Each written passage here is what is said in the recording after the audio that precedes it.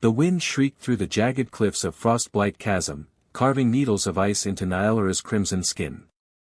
Her hood, fur-lined and crusted with frost, fluttered behind her like a wounded wing.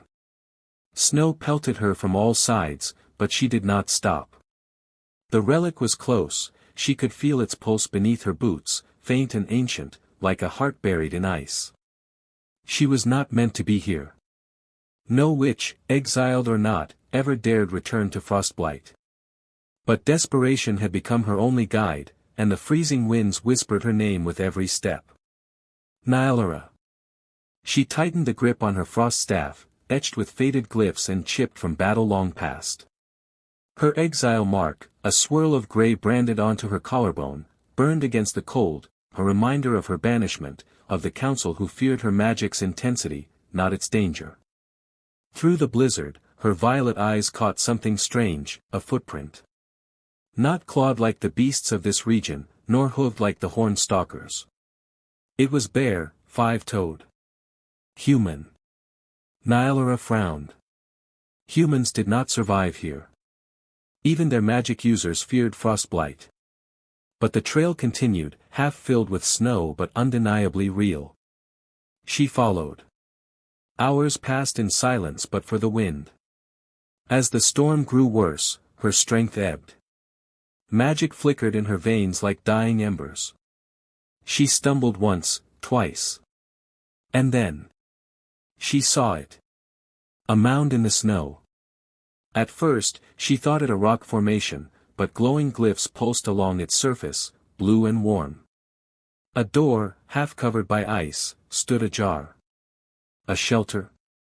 She fell against it, forcing it open with the last of her will. Warmth.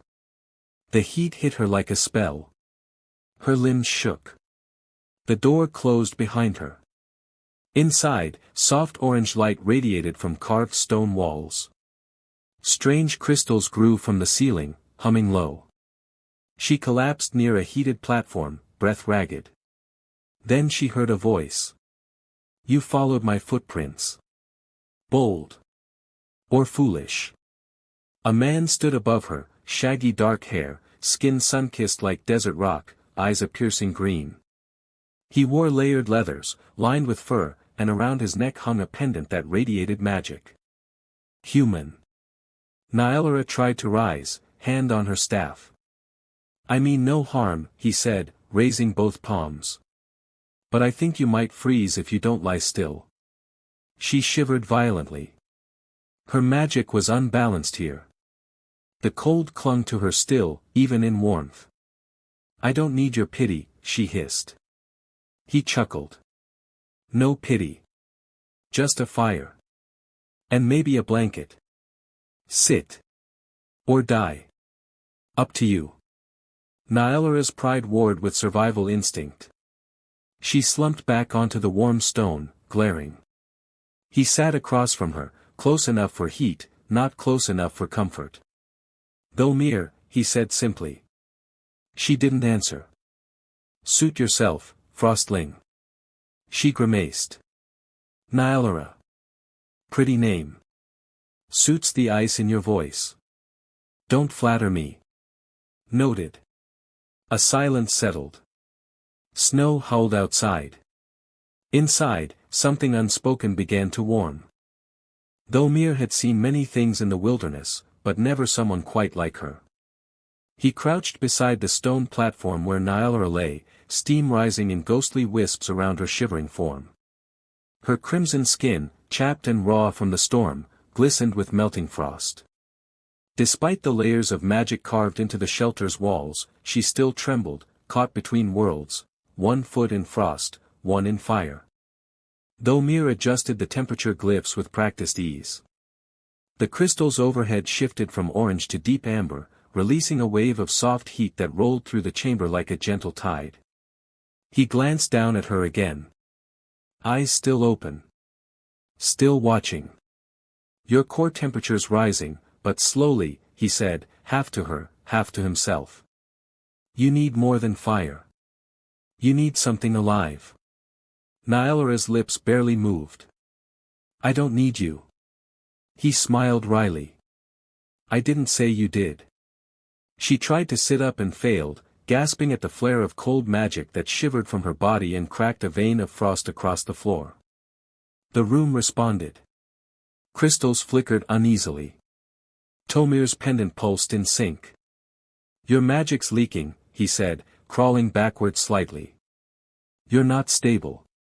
Because of you, she snapped. Your presence, it disrupts the frost. Thomir tilted his head. Or maybe the frost is scared of a little warmth. She glared. Arrogant human. He moved to a small basin carved from obsidian stone, scooping warm mineral water into a horn cup. When he returned, he knelt beside her again, offering it carefully. Nyalora stared at it. Her hand, trembling slightly, reached for the cup, and as her fingers touched his, a sharp jolt of cold surged between them. Crack. A pulse of blue ice erupted from her skin and arced toward the ceiling, splintering one of the smaller crystals. Thomir instinctively raised his palm. A ripple of gold energy shimmered outward, catching the surge and neutralizing it before it could cascade through the walls. She gasped. That wasn't. I know, he said softly. You're reacting. It's like placing frost near fire. There's always a flare. She looked at him differently then, studying not just his clothes or face, but something underneath. She could feel the hum of his magic, not elemental like hers, but radiant. Warmth that had been shaped, not born. Gifted, perhaps. Or earned. You're no mage, she said slowly. But, that power. Thomir didn't flinch. Not a mage. Not in your terms. But I learned to survive the frost. Nyalora sipped the water. Steam curled at her lips. Most die in it. I didn't, he said simply. Because I didn't fight it. I learned to bend the fire within me around it. Her gaze narrowed. You talk like an elementalist. I talk like a man who didn't want to freeze alone in a tomb of snow. They fell into silence again, the tension in the air pulsing like a second heartbeat. The crystals overhead stabilized. Nyalora's shivering slowed. But her magic still rippled faintly, unpredictable. Your power, she said after a moment, it anchors heat like a hearthstone. But it's not artificial. Not arcane. It's deeper. He shrugged. Maybe. I just know when I'm near you, your frost tries to lash out. Because it feels threatened, she muttered. Or challenged. They locked eyes. Thomir stood and turned away, busying himself with supplies. He sorted herbs, some dried meat, a small root he'd dug from the geothermal basin outside. Anything to stop thinking about how she looked, strange, fierce, beautiful. Dangerous. Behind him, she sat up fully. What is this place? Old world tech, mixed with wild magic. I found it by accident. Nearly burned myself trying to activate it. The glyphs respond to temperature changes, and blood. Blood? I bled when I carved the first seal. The walls accepted me. Nyalora shivered again, but not from cold. You're bonded to the shelter. In a way. It listens to me. Warms when I will it. Cools when I sleep. She looked around, then slowly reached out to touch one of the wall glyphs. As her finger made contact, a mist of frost blossomed, and then fizzled. The symbol beneath her hand flickered once, twice, and dimmed. It doesn't want me, she said. It doesn't know you, Thomir replied. Yet. She turned to him again. Her hair, wet from thawed snow, clung to her face. You risk much, letting a witch in. He leaned against the wall. You risk more, being here unguarded. She looked away. I had no choice. I don't believe in fate, Thomir said. But I believe the frost tests us. She looked back at him slowly, something softening in her expression. And what do you think this test is? He walked forward, not touching her, but close. That maybe two opposites aren't meant to destroy each other. Maybe they temper the world together. A hush fell between them. Not cold. Not hostile. Tentative warmth. The descent was silent, except for the echoes. Nyalera pressed her palm against the slick cavern wall, feeling the hum of long-dormant power beneath the stone. Thomir walked a few paces ahead, a torch in one hand, his warmth magic curled beneath his skin like a second heartbeat. The corridors beneath the shelter weren't just tunnels, they were arteries of ancient memory, carved by those who once bound their lives to the elements. "Careful," he said softly, glancing back. "This path loops in strange ways." "I noticed," Nyalera murmured, her fingers trailing a symbol etched into the stone. "The runes shift. They respond to presence. Yours. Ours." Thomir slowed, allowing her to catch up. The last day had changed something between them. Since the moment she'd collapsed into the shelter, since the moment his magic wrapped around hers, not to suppress it, but to balance it.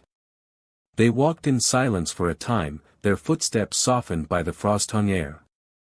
Ahead, the tunnel widened into a chamber filled with crystalline murals, their edges outlined in silver frost. Nyalera inhaled. "This place." She stepped forward. The mural depicted two figures, one carved of flame, one of ice. They stood back to back, but a ribbon of light wove between them, a tether of unity. "I've seen this before," she said, awed. "In your people's lore. In our dreams," she whispered. "The elders speak of the first bonding, when witches and humans shared magic freely."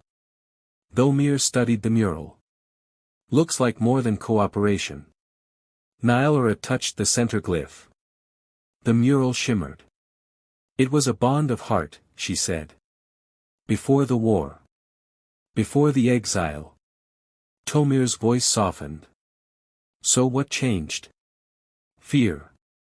Power imbalances. One side always feared the other would take too much." She lowered her hand, stepping back. "But the relics below this place. I can feel it. And these murals, they're not warnings. They're invitations. Invitations. To try again." She turned to him fully now, the chamber's glow reflected in her violet eyes. "Why aren't you afraid of me?" "I was," Thomir admitted. "But now. I think you're the only one who understands the cold like I do. And I'd rather stand beside you than hide from you." Their eyes held. Something passed between them, more than magic, more than warmth or frost. Trust. Then the chamber floor rumbled. Another glyph blazed to life beneath their feet. And a path opened downward. Toward the lake. Toward the relic. Toward whatever they would become together. The wind was quieter here. Nyalera stood at the edge of the frozen lake of remembrance, her boots crunching lightly over a sheet of snow-blown crystal. Beneath her, the ice pulsed faintly with bluish light, ancient runes asleep beneath the surface, waiting for something. For her.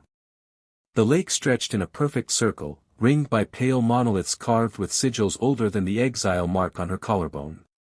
The relic chamber, it was said, rested beneath the center of the lake, locked by a seal that no frostwitch had broken in centuries. And to break it now, it demanded sacrifice. She tightened her grip on her staff, her breath slow and deliberate. The air here was thin, like silence made into cold. Her red skin ached, not from the temperature, but from what she was about to do. Behind her, she heard Thomir's footsteps, soft, reluctant. "You don't have to do this alone," he said. Nyalera turned. His warm glow was a contrast against the frozen dusk. His presence stirred her frost magic like a tide beneath the surface. "I do," she said. "The relic responds to the frost heart. It will not listen to you." "I don't want it to listen to me," Thomir said.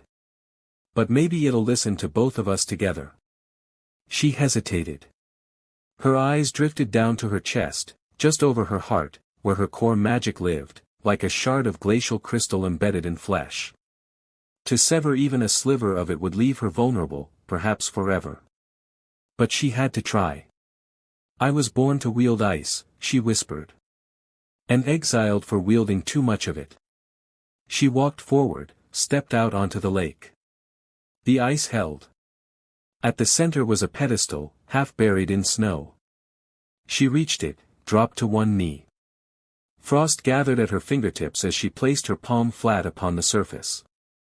The runes responded, flickering to life, one by one, in a swirling spiral.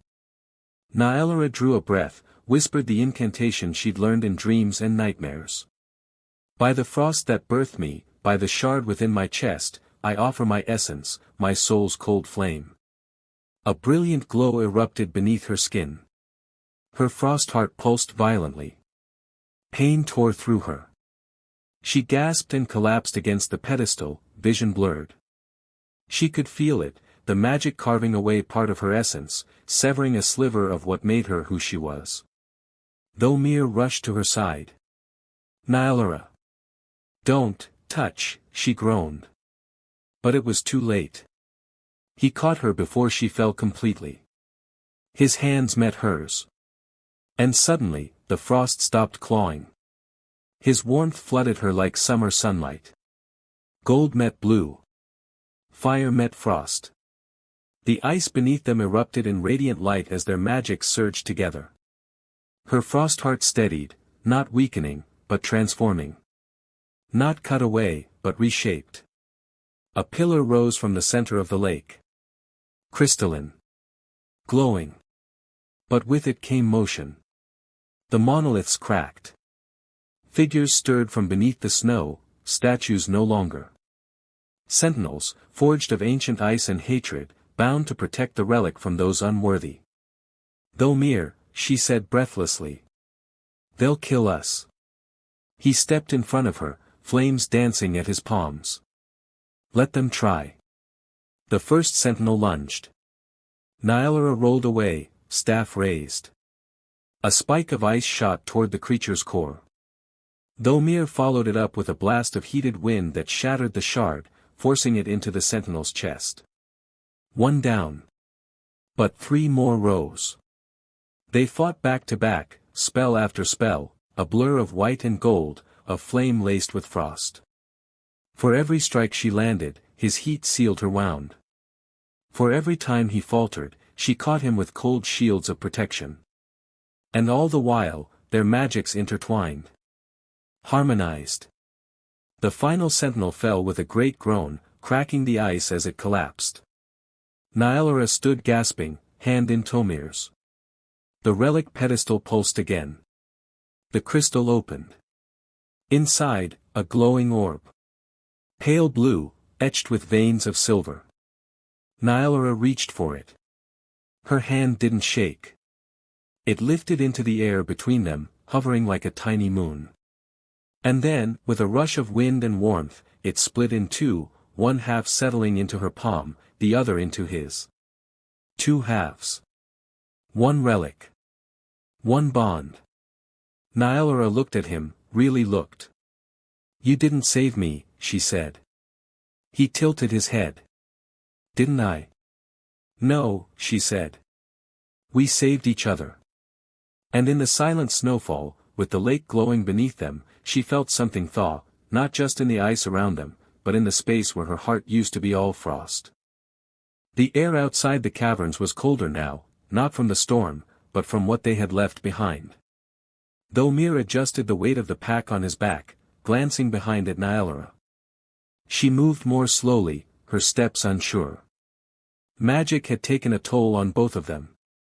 They emerged from the tunnel's mouth into a landscape transformed. Where the geothermal shelter stood, half buried and humming with energy, the snow around it had receded in a wide circle. The air shimmered faintly with residual heat and spellwork, as though the earth itself exhaled warmth in gratitude. Nyalera stumbled. Thomir was at her side instantly, catching her before she could fall. He steadied her gently, arm around her waist. She didn't pull away this time. "I'm fine," she said, voice raspy. Just, the transition. From relic space to real space is always jarring.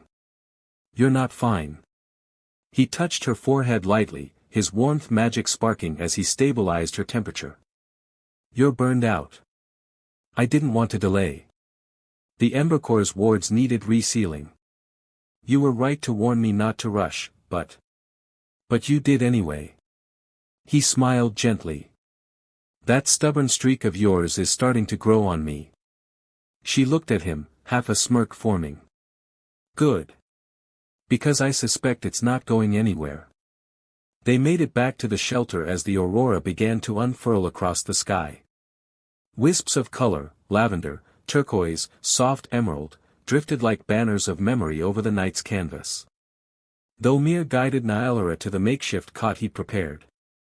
He layered additional thermal blankets over her, then sat beside the heater, rubbing warmth back into his hands. I should heal you, Nyalera said from her blanket cocoon. Your arms burned. Minor flare backlash, he replied, flexing it. Doesn't hurt much. You're lying. Yes. But I'm used to waiting for wounds to close. Nyalera propped herself up, reached across, and brushed her fingers along his arm. A cool sensation poured through his skin, gentle, deliberate.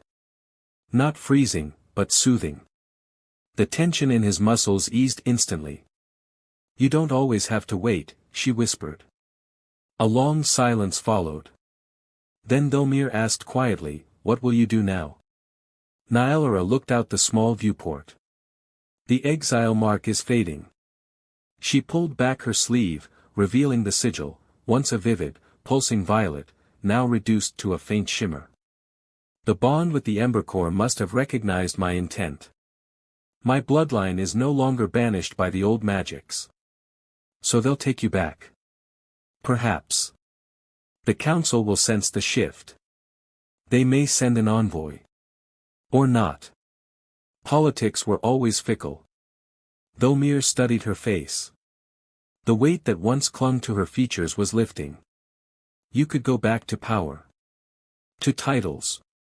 To your caste. She turned to him. And leave behind the one man who touched me with more care than any title ever did. Thomir's throat tightened. He moved closer. You said before that your heart was broken, he said. But I think it was just buried. Waiting. Not for your people, but maybe for someone stubborn enough to dig through ice. Nyalera reached out, resting her palm over his chest. You're not just fire, Thomir. You're the warmth after frostbite. The breath that returns when hope seemed gone. His fingers laced with hers. Come with me, he said. Not back into the cities. Not into the courts. Let's wander. There are ruins to map. Caverns to warm. Maybe even legends to rekindle. Her lips curved slowly. A witch and a fire mage, traveling through forgotten lands. I'll even let you boss me around about ancient runes. She laughed, a sound like snow melting under sunlight. Then I accept. The aurora surged, brighter now. They stepped outside together, the frozen field stretching like a dreamscape. Above them, light danced across the sky, refracted by the veil of magic that still clung to the Embercore. Thomir took her hand. Nyalera tilted her head to the sky. I was cast out from a people who only saw danger in my power. But you. I saw you, he whispered. Not your magic. You. And under the endless sky, painted in waves of color and warmth, they kissed. Her exile did not end with a proclamation. It ended in his arms, in the soft defiance of two souls who chose each other. And for once, that was enough.